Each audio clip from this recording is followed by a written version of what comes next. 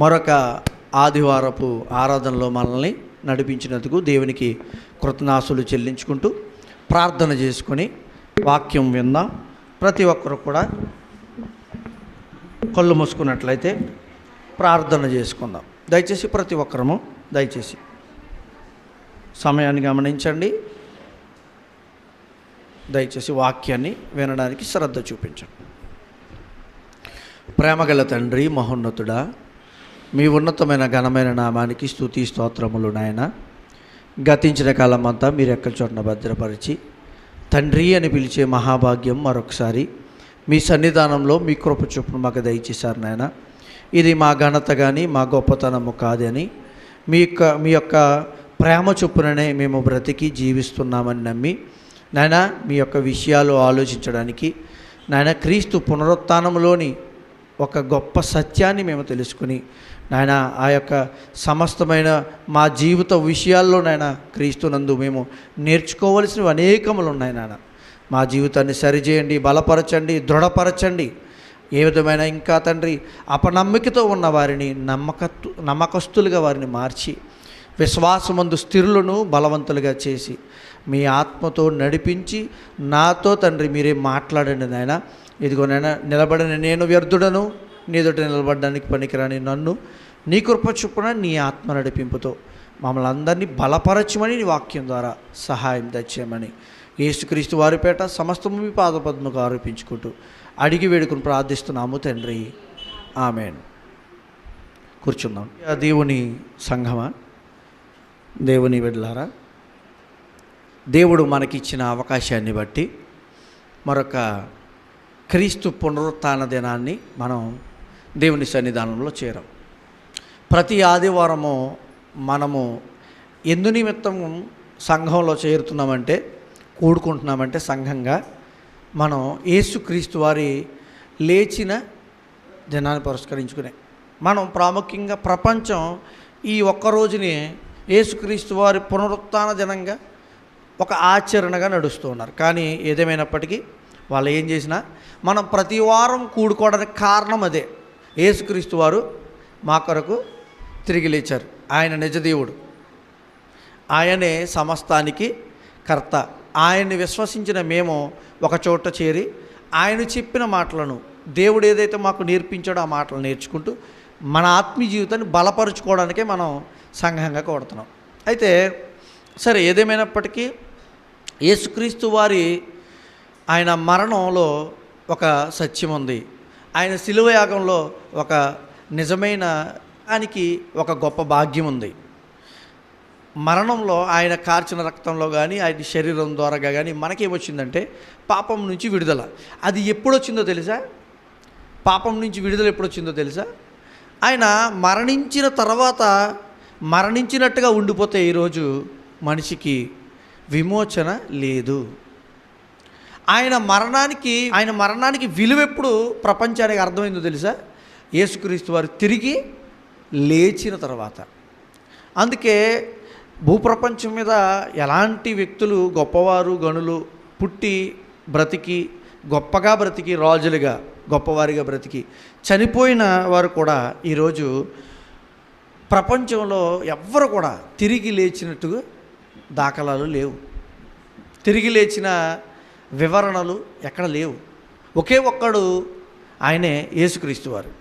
ఆయన మరణంలో మనకి విమోచన, ఆయన మరణంలో మనకి మన పాపాలకి శుద్ధీకరణ జరుగుతుంది. కానీ ఆ శుద్ధీకరణ ఎప్పుడు రుజువు అవుతుందంటే ఆయన తిరిగి లేచినప్పుడు. చాలామంది నమ్మలేదండి యేసుక్రీస్తు వారు తిరిగి లేస్తారంటే. చాలామంది ఎందుకు ఆయనతో తిరుగుబాటు తిరిగి 3.5 సంవత్సరాలు ఆయనతో కూడా ఉండి తిరిగిన వారే నమ్మలేదు. కొన్ని సందర్భాల్లో మన కూడా ఉన్నవారు కూడా మనల్ని అర్థం చేసుకోలేరు కదా. ఎందుకో అది మనం తెలియదు. కానీ ఒకసారి ఆ విషయం పక్కకు పెడితే యేసుక్రీస్తు వారి విషయంలో చూస్తే ఏమంటే యేసుక్రీస్తు వారు నిజంగా ఆయన బ్రతికిన తీరు, మాట్లాడిన మాటలు, ఆయనలో ఉన్న సత్యము గ్రహించిన శిష్యులకి అర్థం కావాలి. కానీ 3.5 సంవత్సరాలు తిరుగుతున్నా ఎన్నోసార్లు ఆయన వారికి హింట్లు ఇస్తున్నాడు. మనిషి కుమారుడు ఈ విధంగా వెళ్ళవలసి ఉంది, మనిషి కుమారుడు వెళ్ళాల్సిన రీతి ఇలా ఉంది, ఇవన్నీ చెప్పుకొస్తాడు. కానీ వాళ్ళకి గ్రహింపు రాలేదు. ఎప్పుడైతే యేసుక్రీస్తు వారు తిరిగి లేచారో వాళ్ళకి గొప్ప విజయం వచ్చిందండి. మనిషికి యేసుక్రీస్తు పునరుత్థానం ఏం నేర్పిందో తెలుసా? మరణం నుంచి మనిషిని విడుదల చేసేది ఏది లేదని లోకం అనుకుంటున్నారు. అంటే ప్రతి మనిషికి ఏ భయం ఉందంటే మరణ భయం. ఆ మరణ భయం నుంచి విడుదల చేయాలని యేసుక్రీస్తు వారు తిరిగి లేచి, సహోదరులారా లేకపోతే నా ప్రియులారా, మీరందరూ కూడా నా యందు విశ్వాసం ఉంచితే నేను ఎలా లేచానో మీరు అలాగే తిరుగులేగలరు. రుజువు ఎప్పుడవుతుంది? ఇప్పుడు నేను మీకు చెప్పాను అనుకోండి, మీరందరూ తిరిగి లేస్తారని నేను చెప్పాను అనుకోండి, నా స్వతహాగా ఏమీ క్రియ లేకుండా ఏమీ లేకుండా మీరు నమ్ముతారా? నమ్మలేరు. నేను చెప్పినా నమ్మలేరు, ఎంత పెద్ద వ్యక్తి చెప్పినా నమ్మలేరు. కానీ ఎప్పుడైతే చేసినవాడు ఎప్పుడైతే తిరిగి లేస్తానని చెప్పాడు, లేచాడు. తిరిగి లేస్తానని కొంతమంది మనుషులు చెప్పారు లోకంలో, వారు లేవలే, ప్రబుద్ధులుగా గొప్పవారిగా పిలువబడినవారు. కానీ యేసుక్రీస్తు వారు చనిపోయి నేను లేస్తానయ్యా అన్నారు, లేచాడు. చాలామంది ఈరోజు చాలామంది గొప్ప శాస్త్రవేత్తలు కూడా యేసుక్రీస్తు వారు తిరిగి లేచిన ఆ యొక్క పునరుత్థానాన్ని గుర్తుల కోసం వెతికారండి సైంటిస్టులు. ఇన్ని చరిత్రలో ఉంది కదా, ఇదంతాను నిజమంటారా అని వెతుకుతూ వెళ్తే చరిత్రలో నుంచి ఎన్నో రుజువులు వచ్చినాయి. చరిత్రలో నుంచి వాళ్ళకి ఎన్నో రుజువులు తెలుసుకున్నారు. అలాగే బైబిల్ నుంచి ఎన్నో బైబిల్లో రాయబడిన విషయాలు వాళ్ళ నమ్మకం బలపరుచుకోవడానికి, నిజమని తెలుసుకోవడానికి ఈ బైబిల్లో అనేక విషయాలు రాయబడ్డాయి. అంతేకాదు మనం చారిత్రకంగా లోకంలోకి వెళ్ళి వెతికినా కూడా యేసుక్రీస్తు వారు తిరిగి లేచారని మనకు కనబడుతుంది. చాలా రుజువులు ఉన్నాయండి. దాంట్లో కొన్ని రుజువులు చూద్దాం మనం. మొదటగా అసలు లేఖనాలు యేసుక్రీస్తు వారి గురించి, యేసుక్రీస్తు వారి పునరుత్థానం గురించి ఎలా చెబుతున్నాయి? మొదటగా ఎవరు చూశారు? వాళ్ళు చూసిన వారిని ఎలా దేవుడు గుర్తించాడు? వాళ్ళు ఎలా చెప్పారు? అసలు ఎలా ఇది బయటకు వచ్చింది అనే విషయాన్ని చూస్తే, ఏమంటే నిజాన్ని కూడా కొంతమంది కప్పేస్తారండి, అబద్ధాన్ని బయటకు చేస్తారు కొంతమంది. అబద్ధం ఎప్పుడు నిలబడదు, నిజం ఎప్పటికైనా బయటకు వస్తుంది. నిజాన్ని చెప్పాలనుకున్న వ్యక్తి చిన్నవాడైనా తక్కువవాడైనా, లేకపోతే సమాజంలో కొలడానికి ఆయనకి ఎన్నిక లేకపోయినా, నిజం చెప్పిన వాడు ఎప్పటికైనా నిజం బయటికి నిజమనే అనిపిస్తుంది. అబద్ధం నిజంగా చెప్పినా అది అబద్ధం అయిపోతుంది ఎప్పటికైనా. అలాగే ఇక్కడ చూస్తే మత్తయి సువార్త 28వ అధ్యాయం నుంచి మొదటగా చూద్దాం. మత్తయి సువార్త 28వ అధ్యాయం మొదటి నుంచి చూస్తే మనకి ఆ యొక్క విషయాలు మనకు అర్థమవుతాయి. ఎలా ఆయన విశ్రాంతి దినము గడిచిపోయిన తర్వాత, విశ్రాంతి దినం అంటే శనివారం, యూదులకు విశ్రాంతి దినము శనివారం గడిచిపోయిన తర్వాత ఆదివారమున తెల్లవారుచుండగా మగ్దలేనే మరియు వేరొక మరియు సమాధిని చూడవచ్చురి. యేసుక్రీస్తు వారు చనిపోయారు. యేసుక్రీస్తు వారు చనిపోయిన తర్వాత రోజు శనివారం ఎవరో కూడా యూదులు పని చేయకూడదు, ఏమి చేయకూడదు, అలా ఉండిపోవాలి, విశ్రాంతి తీసుకోవాలి. ఇది దేవుడిచ్చిన ఆజ్ఞ వారికి. వాళ్ళు అది పాటించారు. తర్వాత రోజు ఆదివారం వాళ్ళు పని చేసుకున్న తిన మామూలుగా. అప్పుడు ఏం చేశాడు? వీళ్ళు స్త్రీలు లేచారు. అప్పుడు శుక్రవారపు రోజున చనిపోయారు కదా, తొందరగా బాధ పెట్టబడ్డారు. ఎందుకంటే విశ్రాంతి దినం వచ్చేస్తుంది. విశ్రాంతి దినం వాళ్ళ రోజు ఎప్పుడు స్టార్ట్ అవుతుందో తెలిస్తే యూదులకి ఈరోజు సాయంకాలం నుంచి స్టార్ట్ అవుతుంది వాళ్ళకి. మన రోజు కాలమానం వేరు, యూదుల కాలమానం వేరు. ఎందుకంటే చరిత్రకి వెళ్ళి మీరు చూస్తే అర్థమవుద్ది. జాములు అంటాడు, అందుకే ఇక్కడ జాముల గురించి మాట్లాడతాడు. మనం చూస్తాం, ముందుకు వెళ్తే మనకి ఇంకా అర్థమవుద్ది. సరే, ఇక్కడ మొదటగా ఎవరైతే ముందుకు వచ్చారో తెలుసా? ఎక్కువగా ఆనాటి కాలంలో నుంచి ఏంటి ఇప్పటికి కొంచెం ఉంది లోకంలో. ఎంతంటే స్త్రీలను తక్కువగా చూసే పద్ధతి ఉందా అక్కడక్కడ. ఇప్పుడైతే తగ్గింది అనుకోండి. కానీ ఇంక కొంచెం ముందుకు వెళ్ళండి, మన ఒక 100 సంవత్సరాల క్రిందకి వెళ్తే ఇంకా కొంచెం హీనంగా చూసేవారు కదా, 50 సంవత్సరాలకు వెళ్తే. అయితే మరి ఈ యేసుక్రీస్తు వారు తిరిగి లేచిన ఆ రోజుల్లో యూదుల్లో స్త్రీలను ఎన్నికగా ఎంచేవారు కాదండి. అయితే దేవుడు వాళ్ళని ఏం తక్కువ చేయలే. యేసుక్రీస్తు వారు పునరుత్థానాన్ని మొట్టమొదటి ప్రకటించిన వారు ఎవరో తెలుసా? స్త్రీలే. అందుకు స్త్రీలు ధన్యులు. మీరు ఏమాత్రం కూడా స్త్రీలు నాకు ఏముందండి, నేను ఏం చేస్తానండి, నాలో ఏముందండి అని అనుకోకండి. ఎన్నుకున్నది మొట్టమొదటిగా సువార్తను బయటికి చెప్పింది శిష్యులైనప్పటికీ, సువార్తను వెదజల్లింది శిష్యులైనప్పటికీ, యేసుక్రీస్తు వారి పునరుత్థానాన్ని చూపించింది, ప్రచురపరిచింది, చెప్పింది ఎవరో? స్త్రీలు. అంటే దేవుడు చేయలేని దానిని చేయించగలిగే గొప్ప సమర్థుడు. జాగ్రత్తగా గమనించండి. శిష్యులు తెలుసుకున్నారనుకోండి, వెళ్ళి అది మామూలుగా తీసుకోవచ్చు, సరే నమ్మొచ్చు. నిజంగా స్త్రీలెళ్ళి చూసి అక్కడ చూసేటప్పటికి ఆ దేవదూత అంటుంది, ఆయన ఇక్కడ లేడు.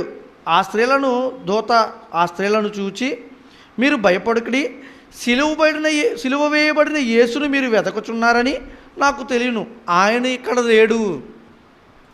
ఎవరిని వెతుకుతున్నారు? ఎవరైతే సిలువ వేశారో, ఎవరైతే ఈయన్ని వెంబడిస్తూ ఉన్నారో, వెళ్ళేటప్పటికి సిలువ వేశారు కదా, ఆయన మరణించాడు కదా, ఆయన్ని పాతి పెట్టారు, ఒక సమాధిలో ఆయన్ని సమాధి చేశారు.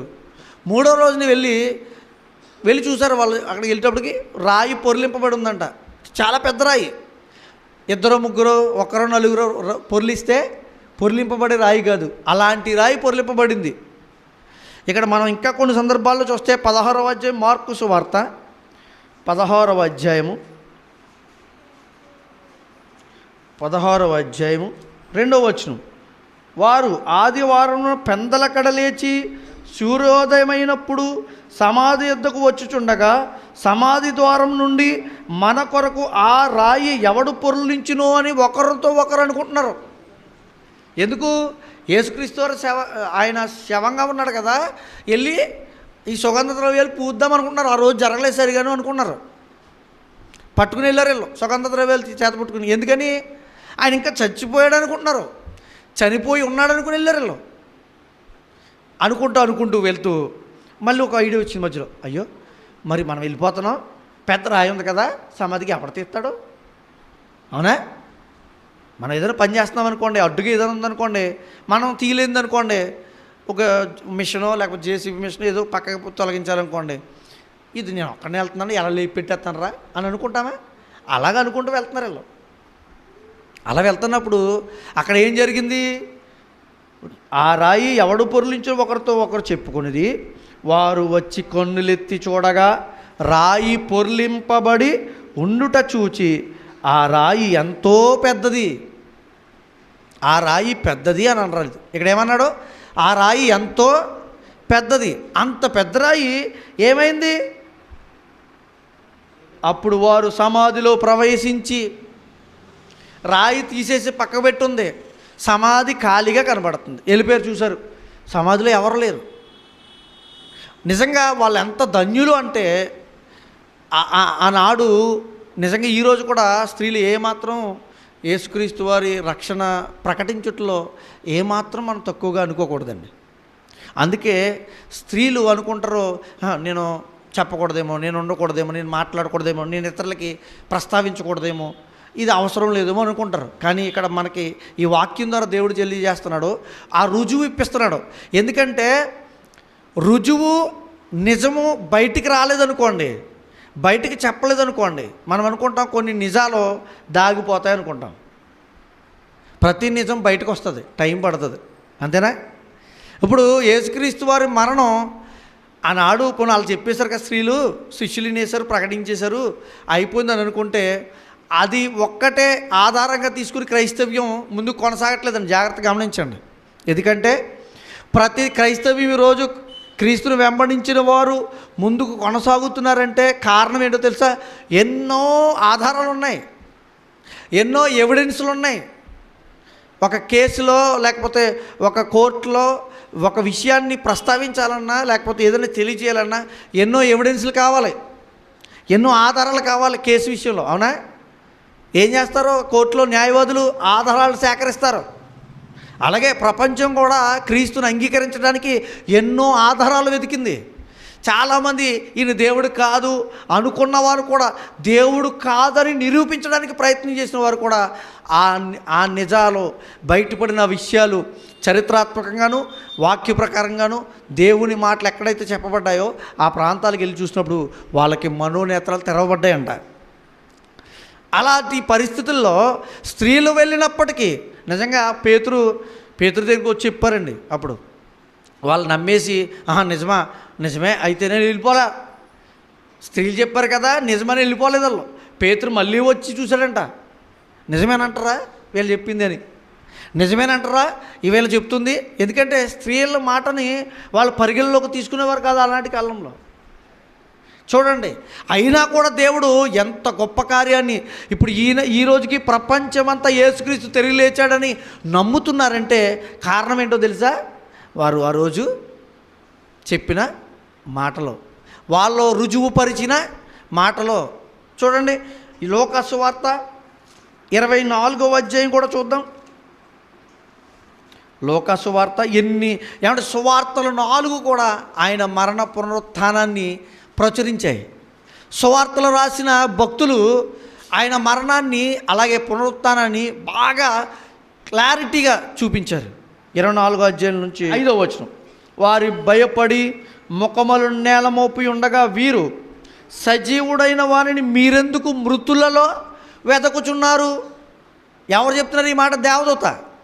అక్కడ రుజువుపరుస్తుంది ఎవరో తెలుసు, మొట్టమొదట దేవదూత కూడా రుజువుపరిచేస్తుంది. ఎందుకు? ఆయన సజీవుడు, బ్రతికాడు.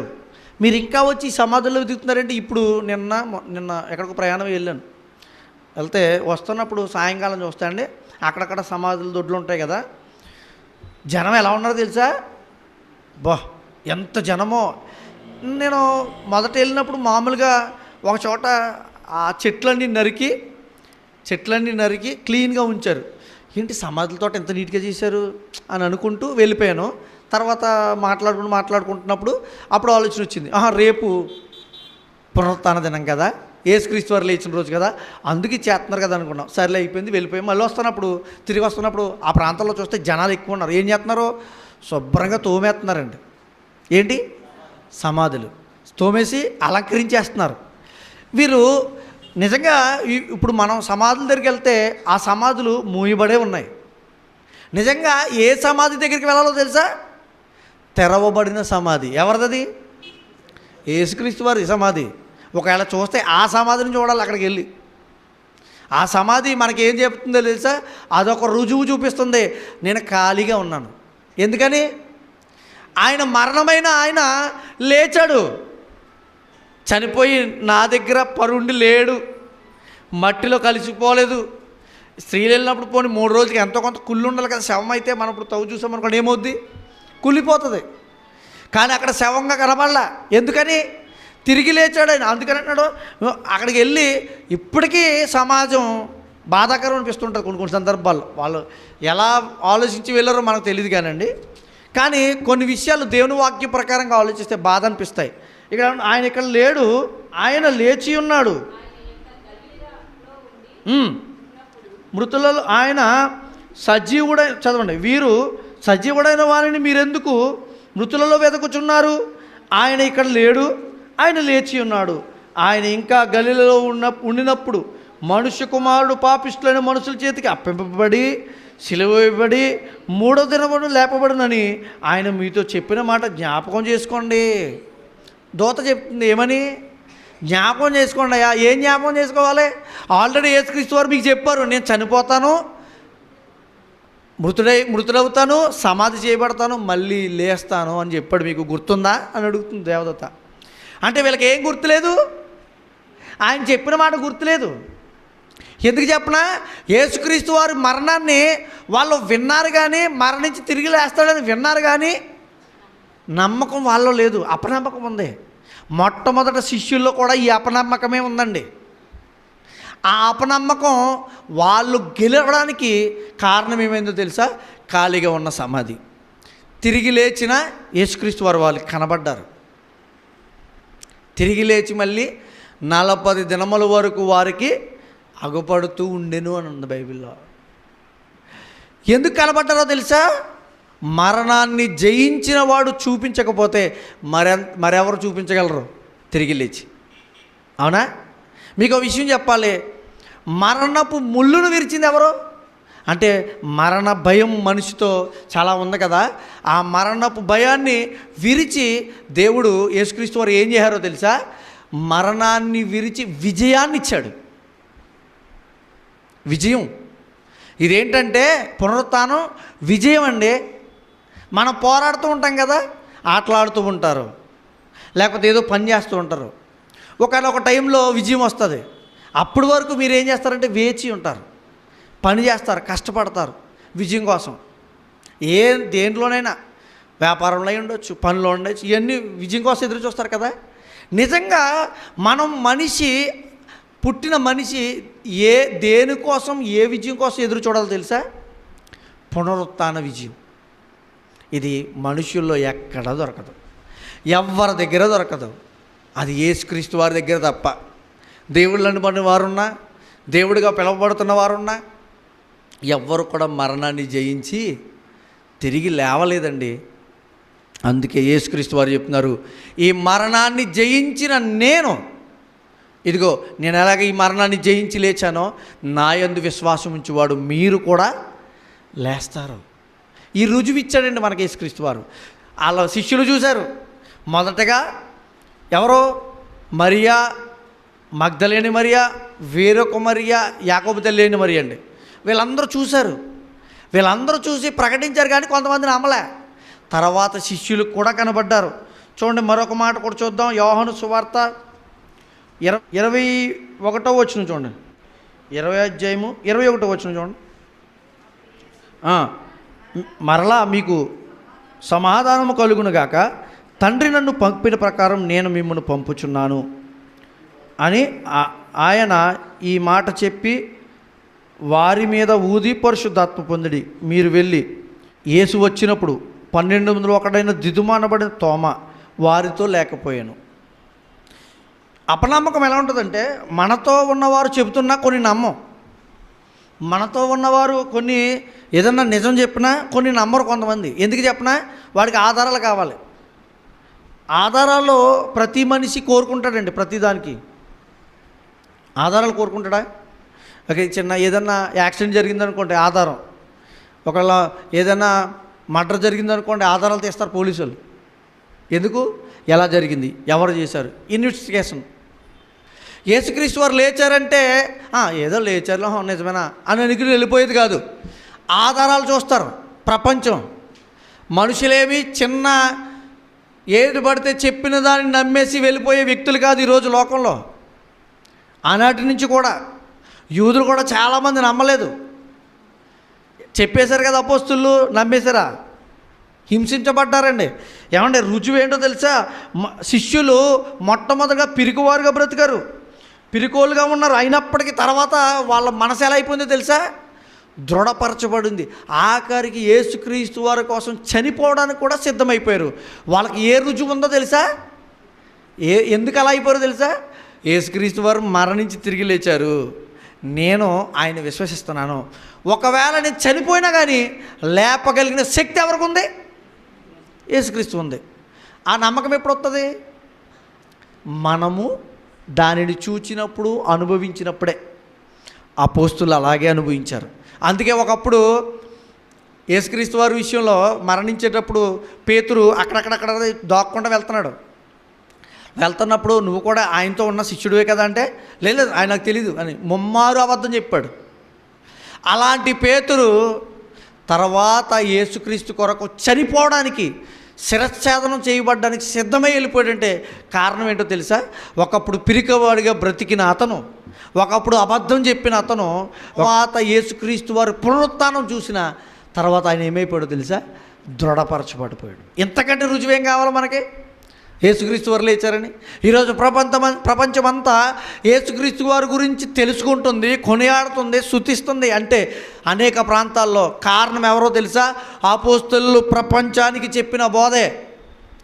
అంటే వాళ్ళు ఎంతగా దృఢంగా నమ్మారో మీకు అర్థం కావాలి. ఇప్పుడు ప్రపంచం అంతా ఇంతలా విస్తారపడిపోయిందండి ఈ మాటలు. ఇలా వాళ్ళు చెప్తున్నారు అయినా వినలే.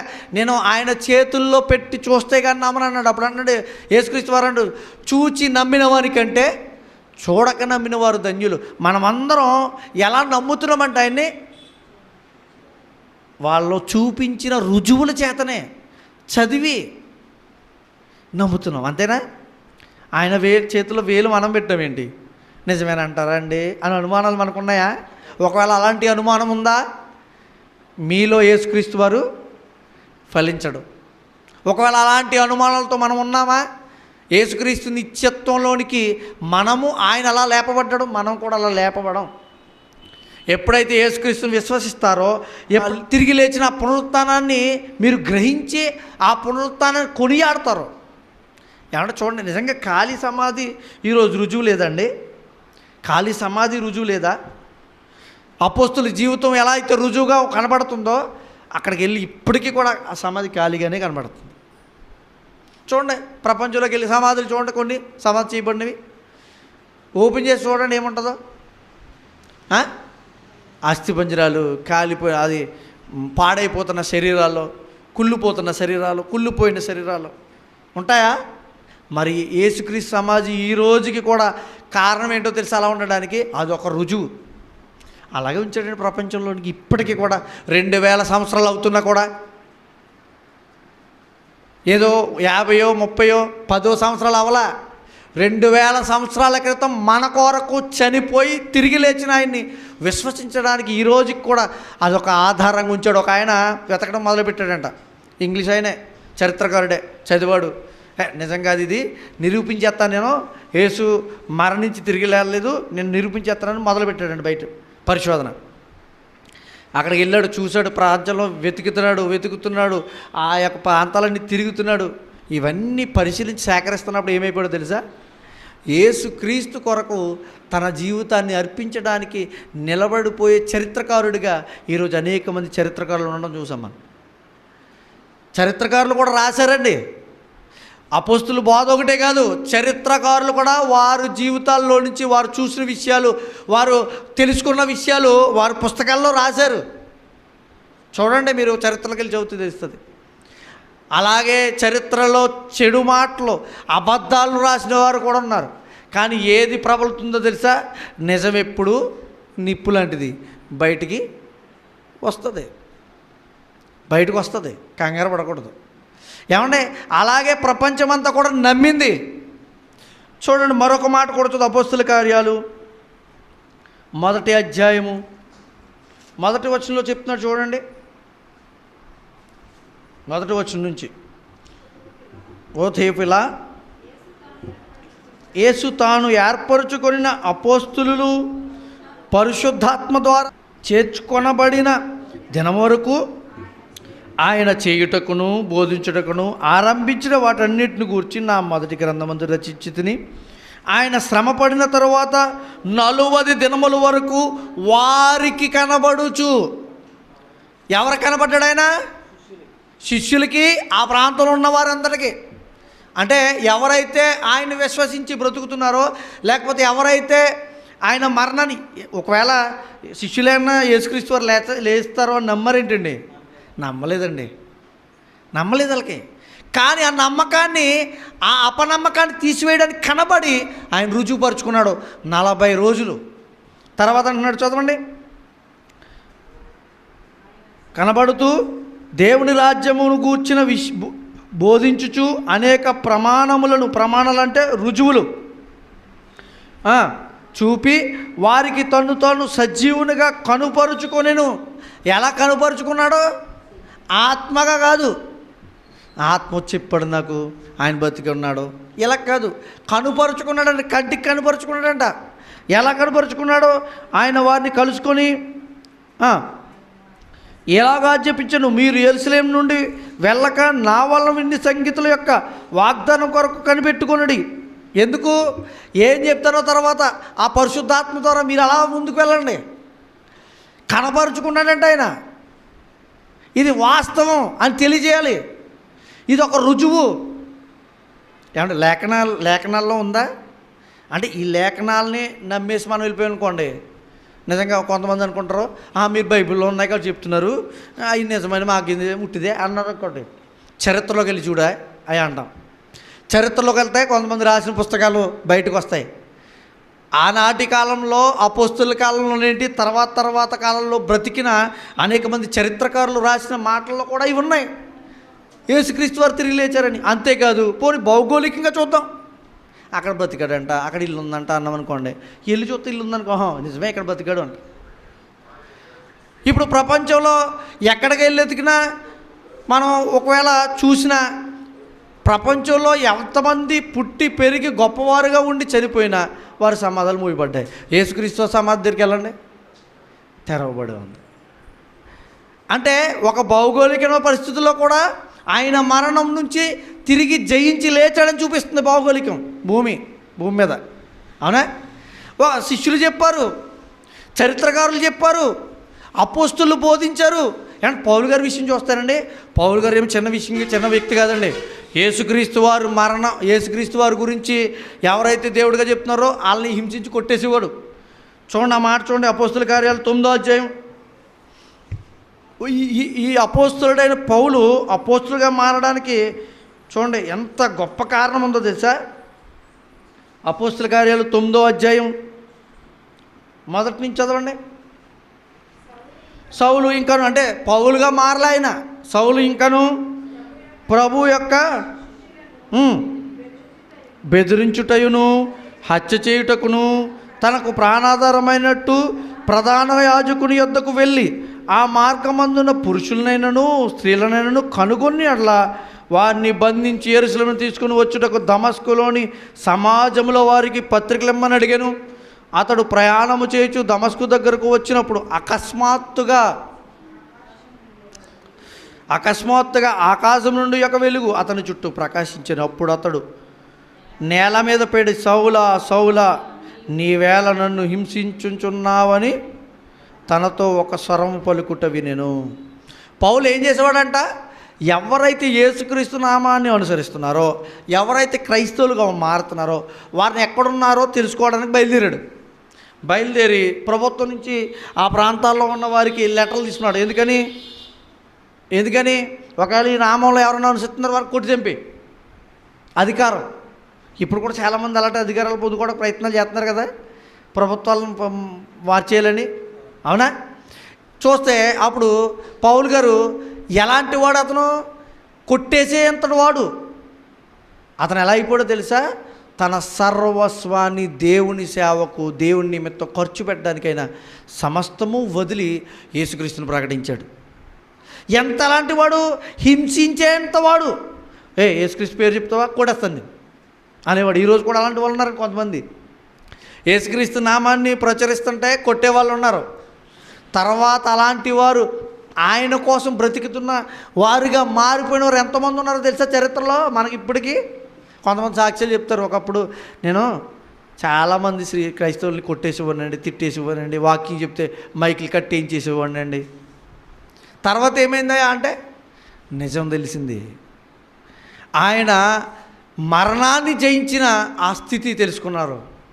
ఆయన పాపం నుంచి విడుదల చేసిన ఆ యొక్క గొప్ప విషయాన్ని వాళ్ళు గ్రహించారు. మన సువార్తకి ఎప్పుడు సహకారం అందుతుందో తెలుసా, సువార్త ఎప్పుడు నిజమవుతుందో తెలుసా, ఆయన చనిపోతే కాదండి. సువార్త ఎప్పుడు ఫుల్ఫిల్ అవుతుంది? సువార్త అంటే ఏంటి? ఆయన మరణ, సమాధి, పునరుత్థానాలు, అంతే కదా. కొరింథీయులకు రాసిన పత్రిక మొదటి పత్రికలో ఉంటుంది కదా. అయితే ఆ యొక్క మరణం ఒక్కటే యేసుక్రీస్తు వరకు వస్తే ఆయన ఈరోజు ప్రపంచానికి గొప్పవాడిగా కనపడ్డాడు. ఆయన మరణించి ఉండిపోతే ఏమాత్రం గొప్పవాడు కాడు. కానీ తిరిగి లేచాడు చూడండి, అక్కడ సువార్తకి పాదపీఠం జరిగింది. అప్పుడే ఆయన తిరిగి లేచిన కొంతకాలం తర్వాత శిష్యులు దేవుని వాక్యాన్ని ప్రకటించడానికి బయటికి వెళ్ళారు. అప్పటి వరకు వాళ్ళకంత బలోపేతమైన ఆలోచన లేదు. ఎందుకంటే యేసుక్రీస్తు వారు తిరిగి లేస్తాడని చెప్పినా వారికి నమ్మకం లేదు. ఎప్పుడు నమ్మి విశ్వసించారంటే అపోస్తుల గురించి మీరు చూస్తారండి, ఒక్కొక్కరు తల నరికించబడ్డారు, ఒకరు తలకిందులుగా సిలువ వేయబడ్డారు, ఒకళ్ళేమో రాళ్ళతో కొట్టబడి చంపబడ్డారు. ఈ 12 మంది అలాగే చనిపోయారండి. మన దేశానికి వచ్చి చనిపోయిన, మన దేశంలో భారతదేశానికి వచ్చిన తోమా గారు కూడా ఈటతో పొడవబడి చనిపోయాడండి. తెలుసా? అంటే వాళ్ళంతా దృఢముగా ఎలా నిలబడ్డారంటారు? వాళ్ళు దేనిని నమ్మారో తెలుసా? ప్రత్యక్ష రుజువును వాళ్ళు నమ్మారు. యేసుక్రీస్తుని చూశారు. వాళ్ళు తిరిగి లేచిన తర్వాత ఆయన్ని చూశారు. ఇది గొప్ప రుజువు అండి. పౌలు ఎంత హింసకరుడో, అపోస్తుల్లో అగ్రగాముడిగా వెళ్ళిపోయినప్పటికీ ఒకప్పుడు ఆయన ఎలాంటివాడో తెలుసా? దోషకుడును హింసకుడును అంటాడు. ఆయన తన తాను చెప్పుకోవడానికి ఏమంటాడంటే, నేను దోషకుణ్ణి హింసకుణ్ణి అయిన నన్ను పట్టి నన్ను మార్చి మీ కొరకు, అన్యుల రక్షణ కొరకు నన్ను నడిపించిన యేసుక్రీస్తు వారు అంటాడు. ఆయన ఎంత గొప్పగా నమ్మాడండి. ఆయన ఒక ప్రాంతానికి వెళ్తుంటే సంఘం అంటుంది, నువ్వు అక్కడికి వెళ్ళొద్దు, నేను కొట్టి చంపేస్తారంటే ఏం అవసరం లేదు, నేను చనిపోయినా తిరిగి లేచే స్థితి దేవుడు నాకు ఇస్తాడు. నేను అలాంటి ఆయన నమ్మను. నువ్వు నమ్మిన దేవుడు నిత్య జీవం ఇచ్చే దేవుడు అని నువ్వు నమ్మవనుకో, దేనికైనా సిద్ధపడతావు. అంటే లోకంలో చేసిన విషయాలకు కాదు, లోకంలో మన సొంత వాటి కోసం ధైర్యం చేయం చాలా వాటికి కదా, ధైర్యంగా వెళ్ళిపోతాం. మరణానికైనా ముందుకెళ్తామా? చూడండి, మరణానికైనా ముందుకెళ్ళిపోతామా? వెళ్ళిపోం. కానీ దేవుని విషయంలో వెళ్ళగలదు తెలుసా? మరణం దేవుని విషయంలో ఒక్క విషయంలోనే మరణం ఎదిరించగలం. మరణం వచ్చినా పర్వాలేదని ముందుకు వెళ్ళగలిగే స్థితి ఏదో తెలుసా? నిజమైన దేవుడు నా కొరకు లేచాడు, నన్ను కూడా లేపుతాడు. ఆయన అంత గొప్ప స్థితి యేసుక్రీస్తు వారిలో ఉంది. ఆయన మరణించి తిరిగి లేచిన పునరుత్థానంలో ఉంది. అదే మనం ఈ లోకంలో చాలామంది క్రైస్తవులుగా ఈరోజు ప్రత్యేకంగా జరుపుకుంటున్న పునరుత్థానం. ఈ పునరుత్థానానికి ఏదో ఎవరో చెప్తే వినేసేది కాదండి. అనేక రుజువులు ఉన్నాయి. మనం వాక్యానుసారంగా చూస్తే పౌలు గారు ఒక్క నుంచి బాగా చెప్తాడు. చూడండి, కొరింథీయులకు రాసిన మొదటి పత్రిక, కొరింథీయులకు రాసిన మొదటి పత్రిక 15వ అధ్యాయం అంతదేనండి. 15వ అధ్యాయం అంతదే. ఒకసారి 15వ అధ్యాయంలో మనం చదువుతూ ముందుకు వెళ్దాం. 2వ వచనంలో, మీరు సహోదరులారా, నేను మీకు ప్రకటించిన సువార్తను మీకు తెలియపరుస్తున్నాను. ఏంట సువార్త? మీరు దానిని విని దానిని అంగీకరించితిరి, దాని అందే నిలిచి ఉన్నారు. మీ విశ్వాసము వ్యర్థమైతే కానీ నేను ఏ ఉపదేశ రూపంగా మీకు సువార్త ప్రకటించుతున్నో ఆ ఉపదేశమును మీరు గట్టిగా పట్టుకున్న ఎడల ఆ సువార్త వలననే మీరు రక్షణ పొందువారయుందురు. ఏంటా సువార్త అంటే, ఆ సువార్త వలన ఏంటంటే, నాకు ఇవ్వబడిన ఉపదేశం మొదట మీకు అప్పగించి తిని, అదేంటంటే లేఖనముల ప్రకారము క్రీస్తు మన పాపముల నిమిత్తం మృతి పొందెను, సమాధి చేయబడును, లేఖనముల ప్రకారము 3వ దినమున లేపబడును. యూదులు అనుకుంటున్నారండి, ఈనాటికి కూడా కొంతమంది మెస్సయ్య వస్తాడు, రాజు వస్తాడు. రాజు ఎప్పుడవుతారో తెలుసా? మనం అనుకుంటాం ఒకరిని చంపుతాను, ఒక రాజ్యాన్ని గెలుస్తాను, ఒకరిని లేకపోతే ఒక ప్రాంతంలో మనం అజమాయిష్ చేస్తాను, మన మాట నెగ్గించుకుంటేను, మన మాట ఉన్నతంగా చూపిస్తాను, రాజులుగాను గొప్పవారుగా ఉంటామని అనుకుంటాం. ఎప్పుడు యేసుక్రీస్తు వారు అలా చేయలే. ఆయన రాజుగా వస్తాడో బైబిల్లో రాయబడింది. కానీ ఆయన రాజు ఎప్పుడవుతాడో తెలుసా? ఏ మనిషి ఈ భూలోకంలో ఎలాంటి శరీర సంబంధమైన రాజులు గెలిచిన వాటిని గెలిస్తే ఆయన రాజు కాడు. వీరెవరు గెలవలేని వాటిని గెలిస్తే రాజు అవుతాడు. ఆ భూమి మీద ఎలా అయితే మనుషులు రాజులుగా పుట్టి బ్రతికిన వారు గొప్పవారు నిజంగా చాలామంది ఉన్నారు. ప్రపంచ దేశాలని పరిపాలించిన వారు వాళ్ళందరూ చనిపోయారు, కానీ లేగలే. మరి ఈయన నమ్మాలంటే ఏం చేయాలి? ఈయన రాజుగా ఉండాలి. ఎలా రాజుగా ఉంటాడో తెలుసా? అందరూ భూమి మీద రాజ్యాల మీద రాజులు అధిపతులు ఉన్నారేమో, ఈయన మరణం మీద అధిపతి. మరణం మీద ఎలా అధిపతి అయ్యాడో తెలుసా? ఆ మరణాన్ని గెలిచాడు, ఆ మరణాన్ని విజయం పొందాడు. పరిగెడతాం పరుగు బందు పోటీల్లో విజయం ఎప్పుడు వస్తుంది? అందరికంటే ముందు పరిగెట్టినప్పుడు. మనతో పాటు అందరూ పరిగెడతారు. అవునా? కానీ మరణంలో యేసుక్రీస్తుతో పరిగెట్టేవారు ఆ రోజు అసలు ప్రపంచంలో ఎవరు లేరు అప్పటి వరకు.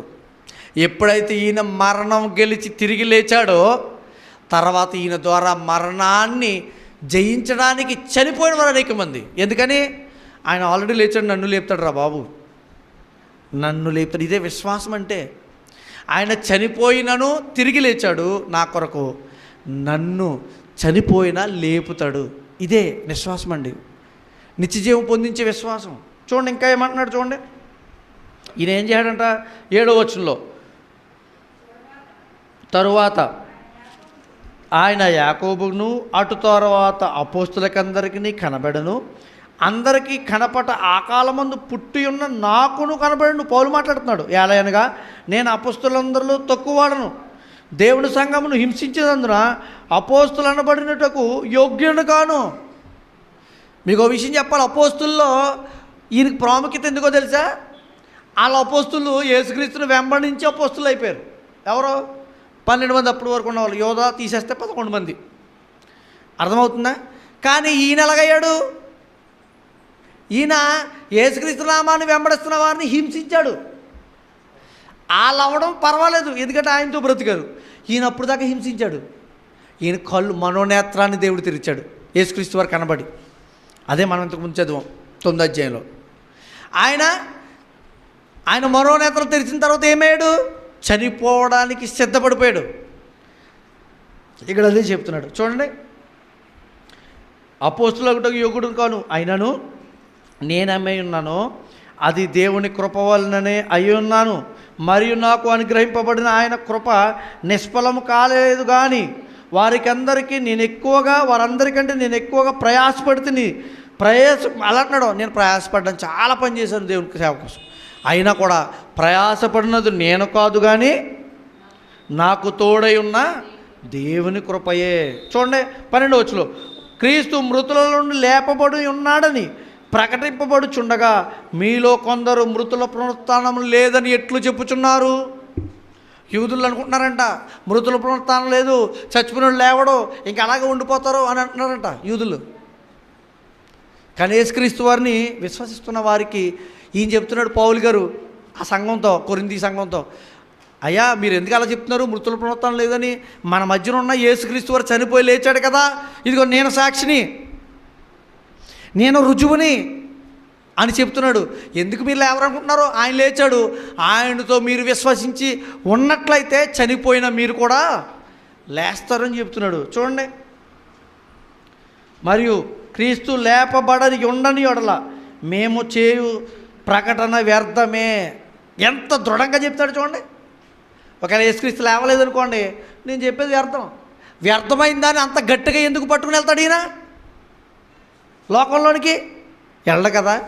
వ్యర్థమైన దాన్ని 12 మంది అపోస్తలులై ఉండొచ్చు, లేకపోతే యేసుక్రీస్తు వారి తర్వాత సుమారుగా 400 పైగా మందికి వ్యక్తులకి కనబడి ఆయన తిరిగి వెళ్ళాడు. ఆయన యేసుక్రీస్తు వారు పరమందుకి. అలాంటి సమయంలో వీరి మాటలను విన్నవారు కూడా ఎంతో కొంత ఇతరులను అడుగుతారు కదా, నిజమేంటంటే ఉట్టిదే అంటారేమో కదా. అప్పుడు అతను చెప్తాడు కదా, లేదయ్యా నేను చేశాను అంతే. ఆ ప్రాంతంలో 400 మందికి పైగా కనపడ్డాడంటే ఎంత ప్రకటన చేసుకున్నాడో చూడండి. ఆయన రుజువుపరుచుకున్నాడో చూడండి, నేను లేచాననే స్థితిని. ఈరోజు మనం కూడా దేవుని వాక్యం వింటున్నా మనం కూడా మనకు ఒక విశ్వాసంలో ఒక నమ్మకం ఉండాలి. అదేంటో తెలుసా? నేను కూడా తిరిగి లేస్తాను. అపోస్తులు ఎలా అయితే నమ్మలేదో ఒకప్పుడు మన నమ్మకం కూడా అదే ఉండొచ్చేమో. అపోస్తులు ఎలా అయితే తొలి దినాల్లో యేసుక్రీస్తు వారిని చనిపోయినప్పటికీ ఆయన తిరిగి లేస్తాడని తెలిసినప్పటికీ దాన్ని నమ్మలేదో మనం కూడా అలా ఉన్నామేమో. కానీ ఈరోజు దేవుడు మనకు వాక్యం ద్వారా తెలియజేస్తున్నాడు, మీ నమ్మకం అదైతే మీది విశ్వాసం కాదు, మీరు విశ్వాసులు కాదు. యేసుక్రీస్తు వారు ఎలా అయితే పునరుత్థానం అంటే మరణాన్ని గెలిచాడో ఆయనలో మీరు స్థిరముగా నిలబడితే మీరు కూడా మరణం నుంచి గెలుస్తారు అమ్మా అయ్యా అని చెప్తున్నాడు దేవుడు. మనం నమ్మాల్సింది మనుషుల్ని కాదండి, దేవుణ్ణి. ఒకవేళ మనం నమ్మాల్సినది దేవుణ్ణే అయినప్పటికీ ఒకవేళ మనుషుల్లో కూడా కొన్ని రుజువులు కావాలంటే ఏ విధంగా తెలియజేస్తున్నాడు. ఒకవేళ నాకు ఇంకా తెలియదండి, మనుషుల్లోంచి కూడా రుజువులు కావాలంటే ఇలా చేస్తున్నాడు.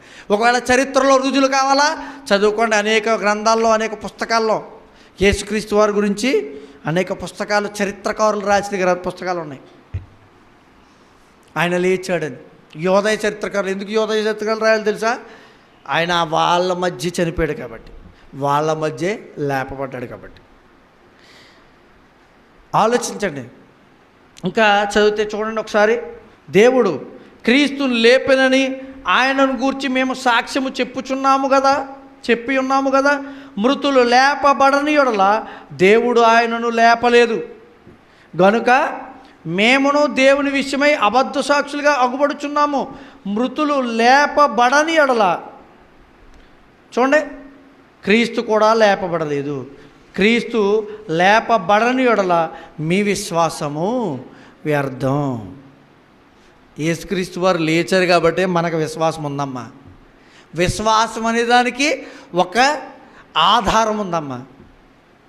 తర్వాత అంటాడు, క్రీస్తు మీరింకాను మీ పాపంలో ఉన్నారు, అంతేకాదు క్రీస్తునందు నిద్రించిన వారు నశించిరి. ఈ జీవితకాలం మట్టుకే మనము క్రీస్తునందు నిరీక్షించే వారమైన యెడల మనుషులందరికంటే దౌర్భాగ్యము. ఎందుకు? యేసుక్రీస్తు వారు మళ్ళీ తిరిగి లేచారు, నన్ను లేపుతారని. రాబోయే జీవితం కోసం నీకు విశ్వాసం ఉండాలి. ఇంకా చాలా ఉంటుందండి మనం చదివితే. ఈ అధ్యాయం అంతా ఆయన పునరుత్థానాన్ని ప్రకటించేదే.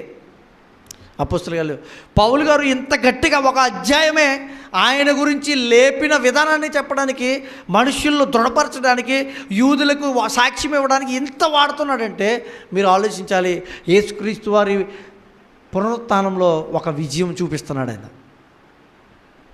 చూడండి, ఎప్పుడైనా ఒక భారతదేశం నుంచి ఇతర దేశాల్లో పోటీలు పడుతున్నప్పుడు, పరుగు పందాలు కానీ ఇతర పోటీలు చేస్తున్నప్పుడు వాళ్ళు గెలిచిన షీల్డ్ పట్టుకొచ్చి ఏం చేస్తారు? వారు గెలిచిన షీల్డ్ పట్టుకొచ్చి ఇంట్లో పెట్టుకుని కూర్చుంటారు కదా. ఏం చేస్తారు? ఏం చేస్తారో తెలుసా? అది పట్టుకుని బయట చూపిస్తూ అందరికీ చూపించడానికి బయటకు వస్తారు. తెలుసా మీకు? అది ఊరేగింపుగా కూడా తిరిగే పరిస్థితులు ఉంటాయి. ఎందుకని? ఇదిగో ఈ దేశం నుంచి మన వ్యక్తి వెళ్ళి గెలిచొచ్చాడు. ఇదిగో యేసుక్రీస్తు మరణాన్ని గెలిచి ఆయన ఏదో పట్టుకొని చూపించలే, ఆయన్నే చూపించాడు ప్రపంచానికి. ఇంకెంతకంటే రుజువేండి గెలిచడంలో? ఇక్కడికి అపనమ్మకం కలిగి ఉన్నాం అనుకోండి, మనకి విశ్వాసం అనేది లేదు. మనకు తెలియజేస్తున్నాడు దేవుడు, మన విశ్వాసము వ్యర్థమైపోద్దేమో, జాగ్రత్త. ఎందుకని? మీరు అపనమ్మిక కలిగి ఉంటే వ్యర్థమైపోద్ది. నా కోసం, నీ కోసం, మనందరి కోసం ఆయన ఆ మరణాన్ని భరించి బాధపడి సమాధి చేయబడి, అలా అయితే మనం కూడా బాధపడి చనిపోతామో, ఆ చనిపోయిన వారిని మరలా లేపడానికి శక్తి ఎవరికి ఉంటుందో తెలుసా? చనిపోయిన వానికే ఉంటుంది. అందుకే క్రీస్తు మరలా వచ్చినప్పుడు మిమ్మల్ని అందరినీ లేపుటకు ఆయనకు శక్తి కలిగి ఉన్నదంటాడు. అపోస్తులు బోధంతదే. యేసుక్రీస్తు వారు అంత గొప్పగా చూపించడానికి కారణం ఏంటంటే ఆయన మరణాన్ని మామూలుగా చెప్పారనుకోండి, ఆయన మాటలు పెద్ద విలువ లేకపోవచ్చేమో. అవును కదా? ఇంత తెలిసిన పునరుత్థానం గురించి మనం ఎలా ఉండాలండి? ఇంక మరి మనం ఎలా ఉండాలి యేసుక్రీస్తులో? చూడండి, ఒకవేళ ఆయన తిరిగి లేకపోతే మనకి ఏముండదు తెలుసా? నిత్య జీవం ఉండేది కాదు, పరలోకం లేదు మనకి. యోహాను సువార్త 3వ అధ్యాయము 16వ వచనం చదువుదాం.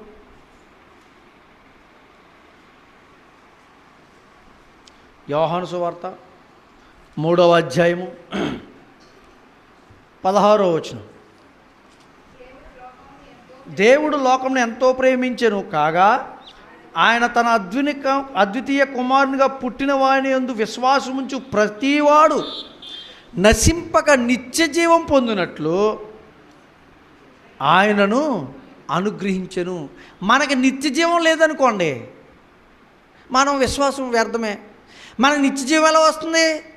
యేసుక్రీస్తు విశ్వాసం ఉంచితే. యేసుక్రీస్తునందు విశ్వాసం ఉంచితే మనకెలా వస్తుంది?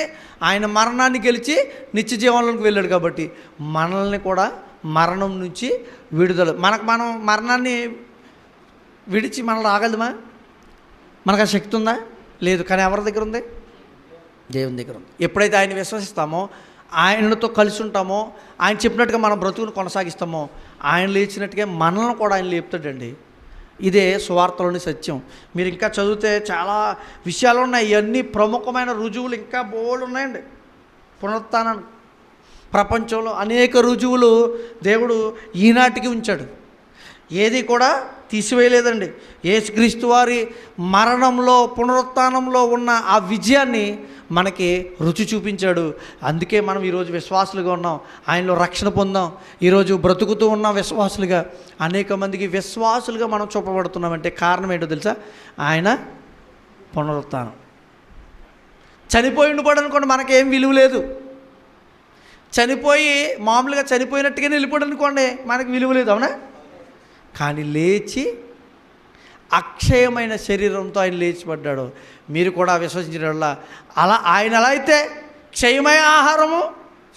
క్షయమైన శరీరంతో చనిపోయి అక్షయమైన శరీరంగా లేపబడతాం మనం. ఆయన ఎలా అయితే లేపబడ్డాడో మనం కూడా లేపబడతాం. మీరు ఎప్పుడు లేపబడతారంటే ఆయన యందు విశ్వాసం ఉంచి దృఢముగా ఆయనతో బ్రతికినప్పుడే. దయచేసి ఆలోచించండి. ఇప్పటికైనా ఎన్నో రుజువులు అపోస్తులు హింసించిన వాడే తిరిగి చనిపోవడానికి సిద్ధమైపోయాడు. అపోస్తులు 12 మంది కూడా ఆయా ప్రాంతాలలో వెళ్ళి సువార్తను ప్రకటిస్తూ చనిపోయారు వస్తున్న వ్యతిరేక పరిస్థితులను బట్టి. ఇంకా ఎన్నెన్నో ఇలాగా ఇంకా చాలామంది అండి యేసుక్రీస్తు కోసం చనిపోయిన వాళ్ళు. స్టెఫెన్ గారు కూడా అంతే కదా. వాకింగ్ గురించి చెప్తున్నప్పుడు రాళ్ళతో కొట్టేస్తున్నారు. ప్రభువా వీరిని క్షమించానన్నాడు. అంటే అపోస్తుల తర్వాత వారి శిష్యులు కూడా ఎలా ఉన్నారంటే హతసాక్షులు అయిపోవడానికి నిలవబడిపోయారు. ఇప్పుడైతే చాలామంది ప్రకటిస్తున్నారు కానండి, జీవించడానికి అంత ముందుకు లేకపోతున్నారు. నిత్య జీవాన్ని ప్రకటిస్తున్నారండి, సువార్తను ప్రకటిస్తున్నారు. కానీ యేసుక్రీస్తులు ఆయన మనం చనిపోయినా తిరిగి లేస్తామనే భావనలో ఇంకా వీరికి ఏముంటుందో తెలుసా? మరణ భయం ఉంటుంది. క్రైస్తవుడికి ఉండకూడదు ఏంటి తెలుసా? మరణ భయం. క్రైస్తవునికి ఉండకూడని మరణ భయం. ఎందుకు చెప్పనా? ఆయన లేచాడు, నన్నును లేపుతాడు. ఇదేనండి క్రైస్తవ్యం మొట్టమొదటి పునాది ఇదే. ఇంకా సంఘానికి పునాది కూడా ఇదే. ఆయన లేపబడితేనే సంఘం కట్టబడుతుంది. ఆ నమ్మక విశ్వాసంతో ఈరోజు ప్రపంచానికి క్రైస్తవం ఇష్టపడింది. సంఘాలు వచ్చినాయి అనేక ప్రాంతాల్లో, దేవుని వాక్యం ఇష్టపడింది. ఇదేనండి. ఇంతగా ఉంచి యేసుక్రీస్తు పునరుత్థానంలో వచ్చే గొప్ప విషయాలు ఎన్నో ఉన్నాయి. ఇంకా నేర్చుకుంటే మనం దేవుని చిత్తమైతే మరొకసారి నేర్చుకుందాం. యేసుక్రీస్తు పునరుత్థానుడు అవ్వకపోతే క్రైస్తవ్యానికి రుజువు, ఆధారం ఏమీ లేవు. మనం మాట్లాడడానికి మాట కూడా సరిపోము. మనం ఇలా మైక్ ముందు కానీ లోకం ముందు కానీ నుంచుని మాట్లాడడానికి శక్తి శరీరంలో ఉన్నా లేకపోతే ఏ విధంగా ఉన్నా దేవుడు ఇవ్వకపోతే మనం మాట్లాడలేము. ఎందుకంటే రుజువులు ఉన్నాయి.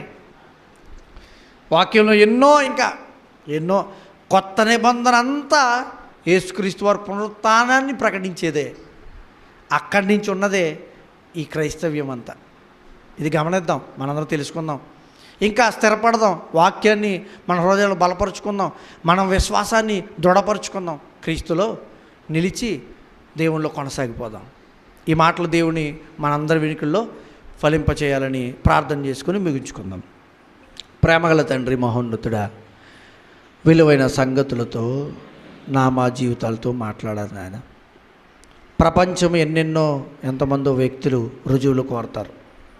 అలాంటి పరిస్థితుల్లో నాయన యేసుక్రీస్తు వారి మరణం ఈ ప్రపంచానికి ఒక రుజువుగా మార్చి ఆ మరణం నుంచి విజయాన్ని ఇవ్వడానికి ఆయన తండ్రి మా కొరకు చనిపోయారు, మా కొరకే తిరిగి లేచారు.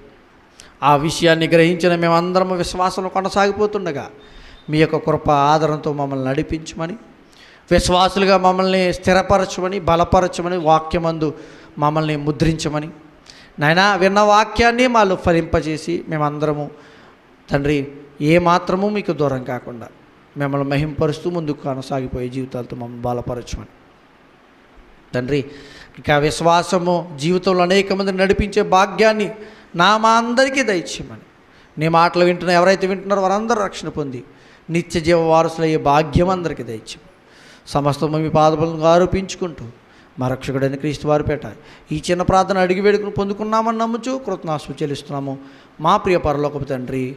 ఆమేన్. అందరికీ వందనాలండి.